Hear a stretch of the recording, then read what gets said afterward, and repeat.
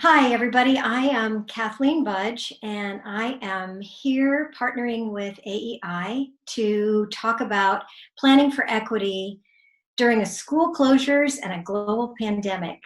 My background, I come to this through a lens primarily on poverty, and I'm drawing from a variety of sources. Schools that are high-performing and high-poverty schools, and master teachers across the country who, when we were in brick and mortar schooling, were doing a fantastic job. They are one of the sources of information that I'm prepared to bring to you.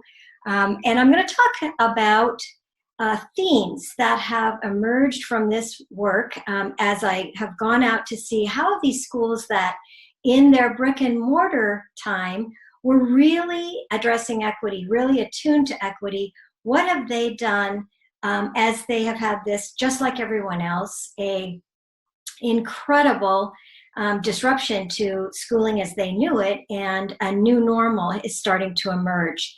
And several things I hope to bring to you both on sort of on two levels. I want to bring what are whole districts and schools doing, and then what are individual teachers doing, and how can the school as a system support teachers in this incredible work that they are finding themselves doing it right now. So some of the things I want to talk to you about is first, like the base stuff. You know, what are you doing, and maybe what are you continuing to do? It may be that as a school district or as teachers, you have already addressed the basic stuff, and that is first consideration of equity is access. You know, who has access? What kind of access do they have?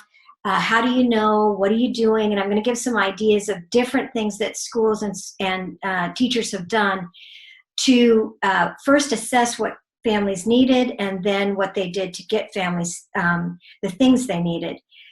But beyond access, and a lot of you are beyond that right now, although you may be continuing to work that problem, because that problem is closely connected to the next problem, and that is, what are you doing about, or what can you do about, and what are other people doing about low participation rates? So one of the things that I'll be talking about is the myriad of things that both systems have done, like people working together collaboratively to improve access to kids and improve kids' ability to participate in this sort of emergency remote learning context that we're in. As well as individual teachers.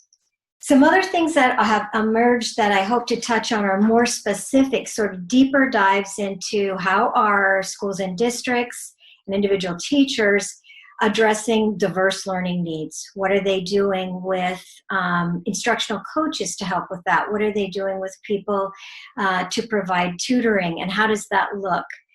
And then some things on assessment and grading that I'll touch on, and the importance of different things that people have thought about, sort of the some of the controversy around grading, but then from an equity lens, what are those things that we really need to be worried about if we are, equity-centered educators in terms of what we do with assessment and grading?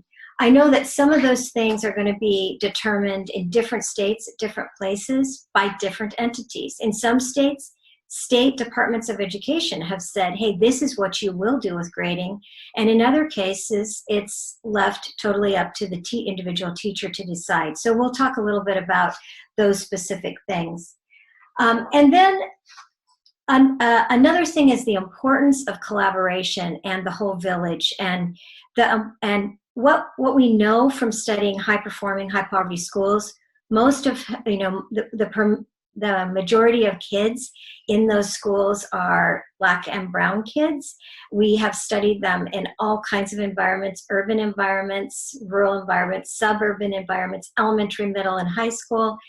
And this is one thing that those schools get right. And that's what makes a huge difference in their success. And they're continuing to see that that idea that we've got to collaborate, we've got to work together, we have to depend on people outside of us, and the relationships we've built have really served them well to give us some examples to learn from in this new context.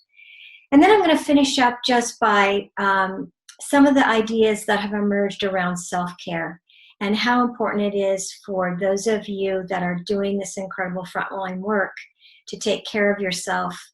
And both the importance of administrators supporting teachers and communicating that self-care of teachers is a high priority, and allowing for time and space and support in other ways for teachers to engage in self-care. And so that's where we will finish up. So what I'm going to do, just to review, is I'm going to talk a little bit about where the information came from. Some of this information comes from those high poverty, high performing schools that Bill Parrott and I have studied.